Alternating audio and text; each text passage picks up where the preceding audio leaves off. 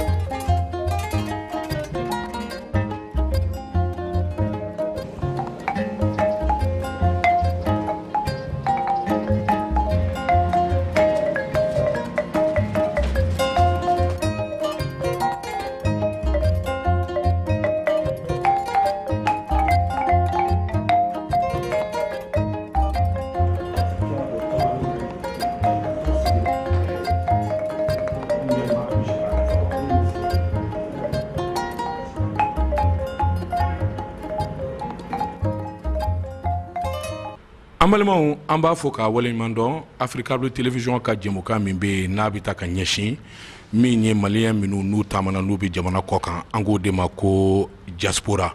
Diaspora ye tubabukan ye nka maliden minnu n'u bɛ jamana kɔ kan farafin jamana, tubabu jamana, arabu jamana, chinois jamana, américain jamana.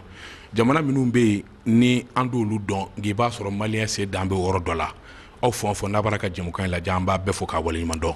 Africable Télévision, la chaîne du continent, a eu wuli ka jɔba kɛ ka jɛmukan ba labɛn jɛmukan min n'a bɛ taa ka ɲɛsin aw ma an minnu n'a tɛ jamana kɔnɔ nka an dalen don a la k'a fɔ an minnu ye malidenw ye n'a bɛ jamana kɔ kan a jɔyɔrɔ ka bon kosɛbɛ faso jɔli la sabula min ye Mali faamaw ye ani sɛgɛsɛgɛlikɛlaw ni dɔnnikɛlaw y'a fɔ an ye a ka ca san o san a bɛ kɛ sababu ye ka wari hakɛ min bila ka na faso kɔnɔ a wari barika ka bon kosɛbɛ o de la maliden minnu bɛ jamana kɔ kan a ka ko man ka kɛ tulonkɛ ye bɛɛ kan ka wuli ka jɔ kɛ k'i cɛsiri n'o y'i bɔ a la aw maliyɛn minnu bɛ jamana kɔ kan aw de kɛra sababu ye ka siraba caman jɔ aw ka duguw la aw de kɛra sababu ye ka kɔlɔn caman se aw ka duguw la dɔgɔtɔrɔsow ani lɔgɔlisow an maa joli joli bɛ yen minnu jɔlen don ni faso ni baso ye an b'a bɛɛ fɔ k'a waleɲuman dɔn Africable Télévision ka nin jɛmukan ye bi an sera ayiwa jɛkulu dɔ ma an y'a kibaruya mɛn min kɛ jɛkulu in tɔgɔ de ko CSDM.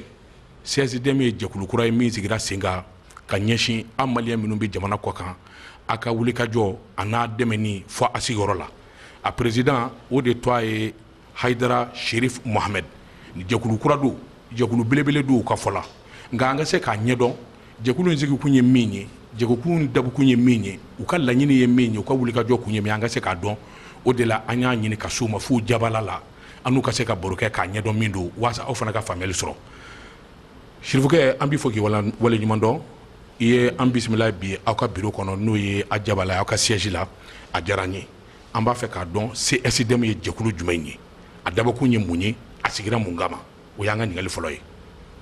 Merci Daba Tunkara, merci à la télévision panafricaine. On est très heureux et honoré de vous recevoir aujourd'hui sur ce plateau pour expliquer aux Maliens de la diaspora et ce que signifie le CSDM.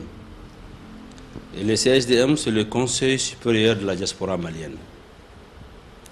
Et des gens vont se poser la question, pourquoi le Conseil est supérieur? Ouais, il est supérieur dans sa façon de faire. Le Conseil supérieur de la diaspora malienne, c'est un conseil qui veut servir les Maliens.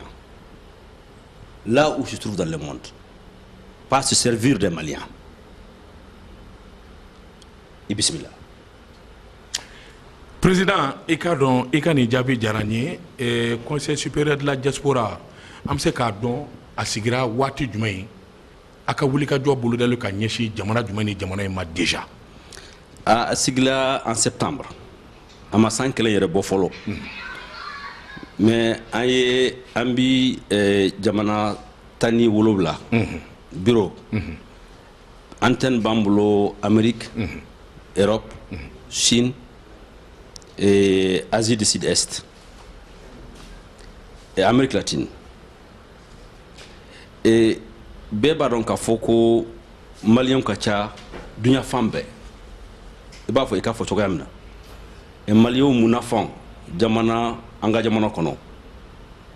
O kamana munafan o temenembi Banque mondiale là demema FMI Union européenne nous be kera nyonfe en Mali de munu be kokan amena fem min blaka na Mali la anga famille la o deme ka temenaye. En d'autres termes, nous dépensons 14,5% de PIB du Mali. Mais nous sommes de très très loin de l'aide au développement au Mali, de toutes ces institutions-là réunies. Alors, mais l'organisation de la diaspora est une chose très difficile. Il est difficile parce que ça demande une très grande information. Le gouvernement seul ne peut pas le régler. Nos ambassades qui sont compétents, qui sont accrédités dans les pays d'accueil, avec chaque ambassade un consul. Au passage, je vais préciser quelles sont les prérogatives d'un consul. Un consul a comme prérogative de s'occuper de l'intégrité physique des résidents et ses biens. Mais il se trouve que beaucoup de problèmes des Maliens de la diaspora ne trouvent pas de solution. Nous disons c'est par manque surtout de communication. Parce qu'il faut communiquer pour que ces résidents, ces immigrés arrivants, comprennent qu'il y a une loi à respecter dans ces pays d'accueil. Il y a des conditions à remplir pour bénéficier de l'appui, de l'assistance du consulat et du consul. Il faut absolument être en règle. Être en règle veut dire s'identifier au consulat, prendre sa carte consulaire pour qu'on sache au moins que vous êtes là. Même si vous êtes dans une situation irrégulière, quand vous rentrez au consulat de Mali, à l'ambassade de Mali, vous êtes au Mali.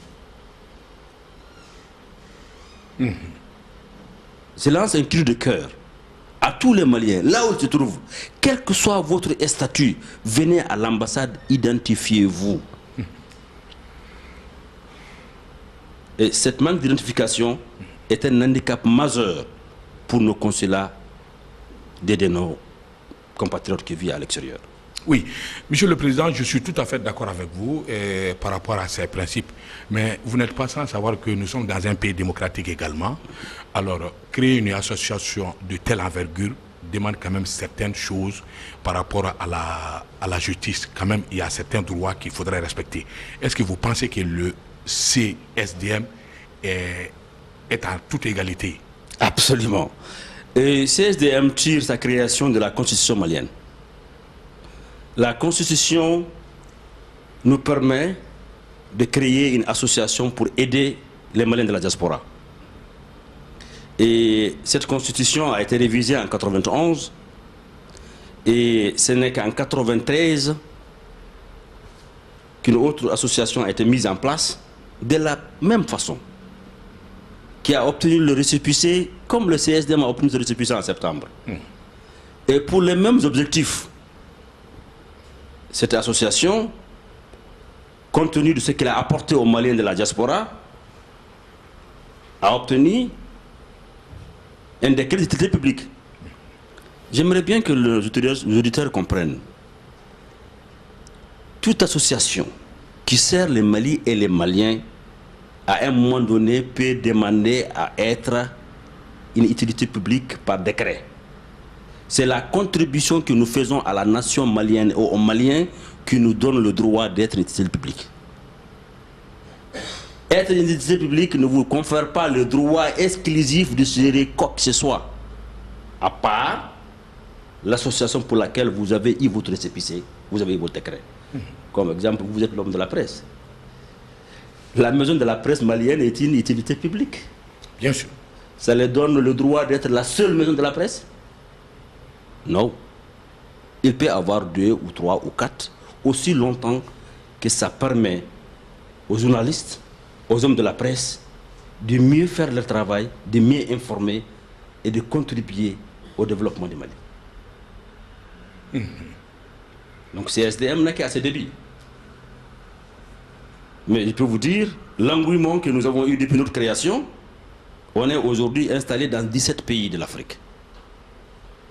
Et vous savez, dans 17 pays de l'Afrique, il y a une information qui est importante pour tous nos auditeurs. 95% des immigrés maliens de l'extérieur vivent en Afrique. Je dis bien 95%. Ils sont entre la Côte d'Ivoire, le Niger, le Ghana et le Sénégal. Sur la Côte d'Ivoire, un Malien sur 2 vit en Côte d'Ivoire. C'est-à-dire quand vous comptez un Malien immigré, le deuxième il vit en Côte d'Ivoire. Mais CSDM, son premier constat, on n'a pas une statistique qui nous dit exactement aujourd'hui combien nous sommes à l'extérieur. Personne ne pourra vous dire que tel est le nombre de Maliens qui se trouvent à l'extérieur. On estime. CSDM voudrait rappeler ceux qui sont chargés de cette manne financière pour l'État malien. Cette population, un Malien sur 3 vit à l'extérieur du Mali. On aimerait savoir combien nous sommes. Bien. Monsieur le Président, je vous rappelle que vous venez de le dire, vous-même vous avez signalé que depuis 1993, il y a une association qui a déjà été mise en place, alors qui s'appelle, moi je vous rappelle, qui s'appelle le Haut Conseil des Maliens à l'extérieur. Alors, est-ce que sur un plan juridique, vous pensez que est-ce que vous ne devrez pas d'abord venir lutter au sein de cette association pour changer les choses au lieu de créer une autre association? Parce que tout simplement, ça sera 2 associations au même service, même objectif. Vous pensez que cela est normal?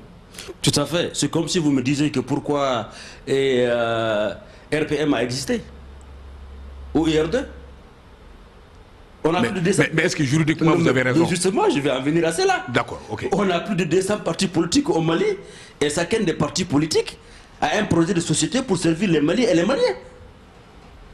Je viens de vous dire aujourd'hui, un Malien sur 3 est à l'extérieur. Vous croyez qu'une seule association peut le gérer? Et puis en plus, cette association a montré ses limites. Elle a été en 93. J'aimerais que vous posiez la question aux Maliens de l'extérieur. Ils ont fait quoi pour les Maliens de l'extérieur? Une simple question.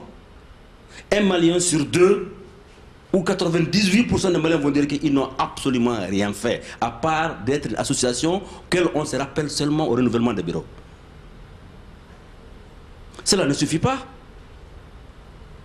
Nous disons aujourd'hui, on n'a aucun problème avec le Haut Conseil. Mais absolument aucun.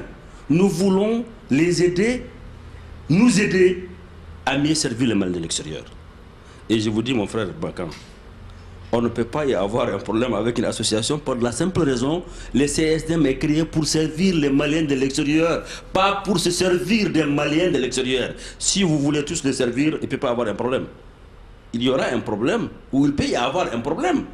Quand vous voulez vous servir d'eux, quand vous voulez servir d'eux, forcément, la nature humaine, les intérêts divers, et un conflit d'intérêts s'est créé. Oui, Monsieur le Président, quand vous dites se servir des Maliens à l'extérieur, qui sont ceux-là qui se servent des Maliens à l'extérieur alors? Mais ceux qui ne font pas le travail des Maliens de l'extérieur. Très bien. Se servent des Maliens de l'extérieur. D'accord, ok. De la façon, je reviendrai.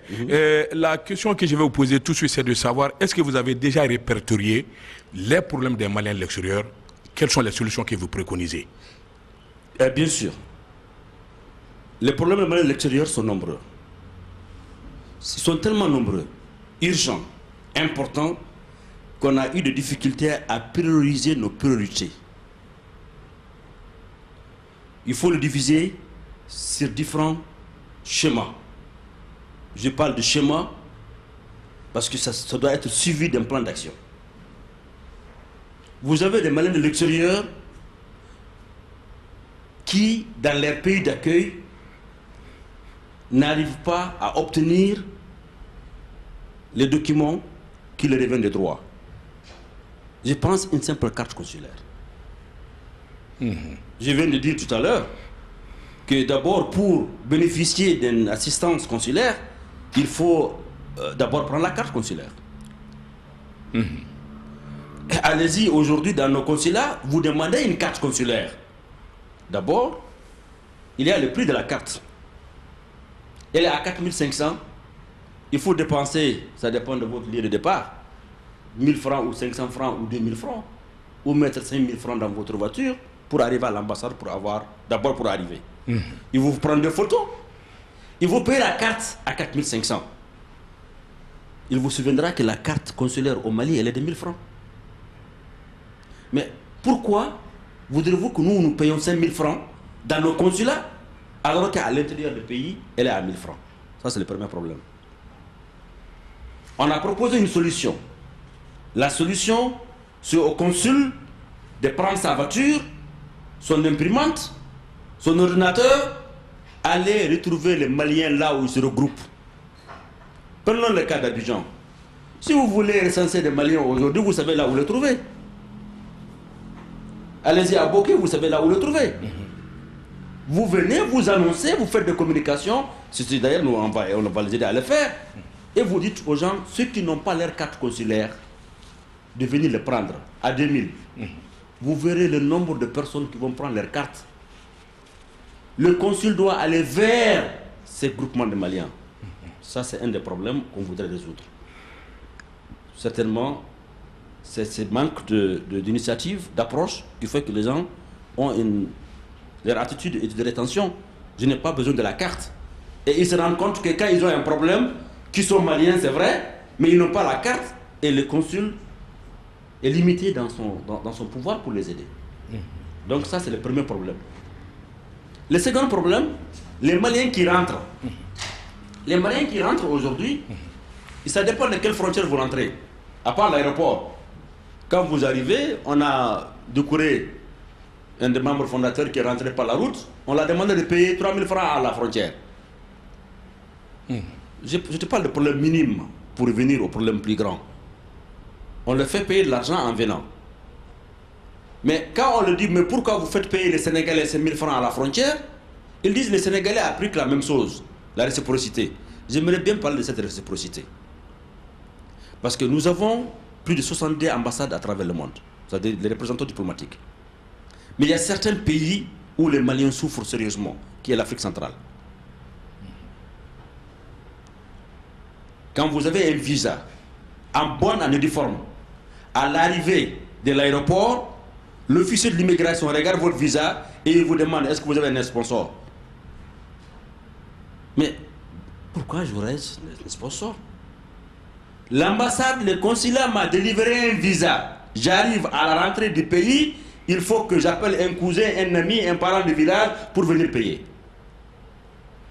On interpelle nos consulats, nos ambassades, notre ministre des Affaires étrangères, de les rappeler à la réciprocité. Quand un Gabonais vient ici avec son visa, il n'a pas besoin d'appeler un Malien pour qu'il sorte de l'aéroport. Tout à fait. Tout à fait. Et ça, c'est une pratique courante au Cameroun, à Guinée équatoriale, au Gabon. Ça, c'est un problème qu'il faut absolument régler. On trouve ça humiliant. Et nous n'avons jamais entendu jusqu'à aujourd'hui, l'ambassadeur a été interpellé, ou le Haut Conseil a écrit pour se plaindre, pour attirer l'attention, ou le consul d'ici au Gabon a été interpellé par rapport à la chose. Donc ça a tellement duré, c'est devenu une pratique acceptable que les gens se disent, bon,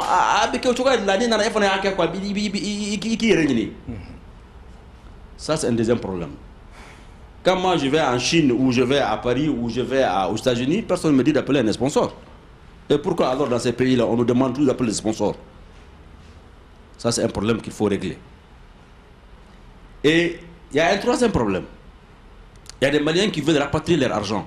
Il faut qu'ils payent la moitié de l'argent qu'ils veulent amener au Mali. Oui, la moitié. Il y a des cas de l'Algérie, tu as du Gabon, tu as encore en Afrique centrale. En Chine, le problème ne se pose pas. Dans les Émirats arabes, le problème ne se pose pas. Ils le savent pertinemment. Nous avons un caissier dans les consulats. Ce caissier est payé par tous les contribuables maliens. Ça ne coûterait rien de dire à ces caissiers-là de se mettre en rapport avec 2 ou 3 cambis à Bamako où on peut venir déposer l'argent et qu'on puisse récupérer en payant les frais. Il y a un manque d'initiative, on n'informe pas. On aimerait que ce problème soit réglé parce que chacun est là-bas qui travaille dur. Les Maliens, c'est des hommes dignes et des femmes dignes qui travaillent jour et nuit pour économiser et nous renvoyer l'argent. Non seulement en renvoyant cet argent, moi, mon neveu m'envoie l'argent, je reçois, mais aussi il y a un frais qui est payé. Ça crée une valeur ajoutée à notre économie. On aimerait que ce problème soit réglé.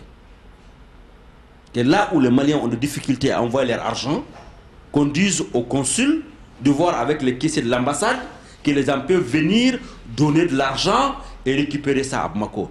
Tout à fait légal. Ça se fait dans d'autres pays d'ailleurs. Un quatrième problème. Les Maliens qui veulent revenir chez eux. On ne veut pas rester tout le temps dans toute sa vie en aventure. On veut rentrer. Mais il n'y a aucune structure d'accueil, d'orientation. Vous arrivez. Itaratungana, Enyumanana, Alhamdulillah. Et,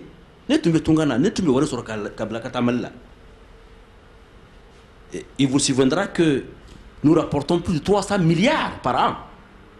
La diaspora. La diaspora. Ce n'est pas que 300 milliards qu'on envoie, hein.